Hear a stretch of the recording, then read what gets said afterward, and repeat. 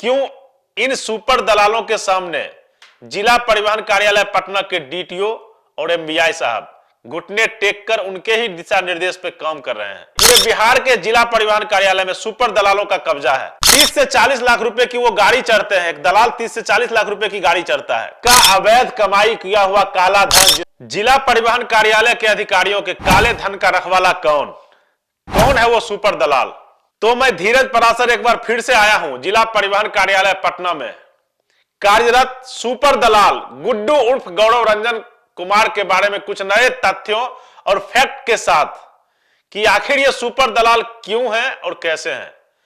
एक बार फिर से जरा मीडिया हाउस के इस खबर पर नजर डालिए, जहां पर इसमें लिखा है कि सिर्फ गुड्डू दलाल उर्फ श्री गौरव रंजन कुमार ही जिला परिवहन कार्यालय में दलाली का काम नहीं करते, बल्कि इनका पूरा परिवार ही इस दलाली के धंधे में लिप्त है।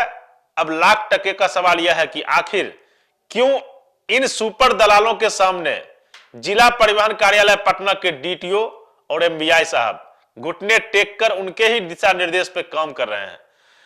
आखिर क्यों लाख वरीय पदाधिकारियों के प्रयासों के बाद भी पटना ही नहीं पूरे बिहार के जिला परिवहन कार्यालय में सुपर दलालों का कब्जा है। अगर आप डीटीओ साहब या एमवीआई साहब के पास जाएंगे तो ये फर्क नहीं कर पाएंगे कि कौन सरकारी कर्मचारी है और कौन सुपर दलाल। डीटीओ और एमवीआई की अनुपस्थिति में ये सुपर दलाल और इन दलालों के एजेंट ही डीटीओ कार्यालय पटना को चलाते हैं, क्योंकि ये डीटीओ और एमवीआई को अपने यहां कार्यरत सरकारी कर्मचारियों पर भरोसा नहीं है कि वो उनके अवैध कमाई में उनका सही हिस्सा दे सकेंगे। गुड्डू दलाल पर चली हमारी पिछले खबर पर एक कमेंट आया है, आखिर क्यों इन सुपर दलालों को जिला परिवहन कार्यालय पटना से नहीं हटाया जा रहा है या नहीं हटाया जा सकता है। तो हमारे एक दर्शक ने बताया कि ऐसा इसलिए हो रहा है कि डीटीओ साहब और एमवीआई साहब के द्वारा कमाए जा रहे करोड़ों की अवैध कमाई का लेखा जोखा इनके पास ही होता है। तो इनका अहित होने की स्थिति में यह बात सार्वजनिक हो सकती है। और दूसरा, इन अधिकारियों के ब्लैक मनी तो हमारे दर्शक समझ ही रहे होंगे क्या हम कहने की कोशिश कर रहे हैं, का रखवाला भी यही दलाल लोग है और इन्वेस्टर भी यही है। यह सुपर दलाल ही है जो इन अधिकारियों के द्वारा कमाए गए पैसों को अपने मॉल, कॉमर्शियल प्लॉट और सिर्फ कागजों पर जलाए जा रहे बड़ी बड़ी कंपनियां में इनका काला धन को लगाकर सफेद करने की कोशिश कर रहे हैं। इस तरह के कार्यों में संलिप्त कुछ और सुपर दलालों के बारे में भी देशवा ट्रांसपोर्ट न्यूज बहुत जल्द आपको बताएगा, उनके नाम से भी आपको परिचित करवाएगा कि कैसे सुपर दलाल से कंप्यूटर ऑपरेटर बना और रिटायर भी कर गया, फिर भी डीटीओ कार्यालय पटना में उसके लिए कमरा आवंटित है। महत्वपूर्ण कार्यों का वो निष्पादन करते हैं क्योंकि उनके द्वारा संचालित कंपनी का टर्नओवर करोड़ में है। 30 से 40 लाख रुपए की वो गाड़ी चढ़ते हैं, एक दलाल 30 से 40 लाख रुपए की गाड़ी चढ़ता है। 1 करोड़ रुपए कट्ठा वाली बहुत सारी भूखंड इनके पास है, क्योंकि इन कंपनी और भूखंडों में अनेकों डीटीओ एमवीआई का पैसा लगा हुआ है।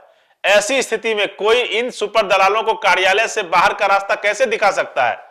अब हमारे दर्शक इस बात को बेहतर तरीके से समझ सकते हैं, क्योंकि आपके दिए गए हर एक फुटेज को, हर एक सबूतों को हम सबसे पहले चलाते हैं।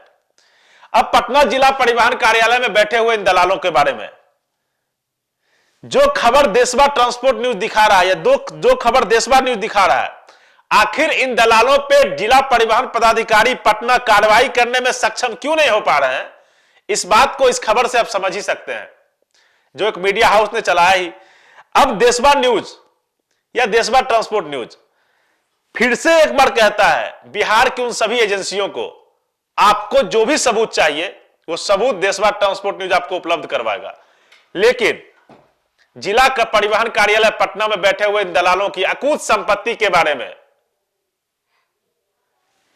जांच कीजिए, कार्रवाई कीजिए और जिन्होंने भी बिहार की जनता का पैसा लूटा है उनको सलाखों के पीछे भेजते हुए उनकी संपत्ति को जब्त कीजिए।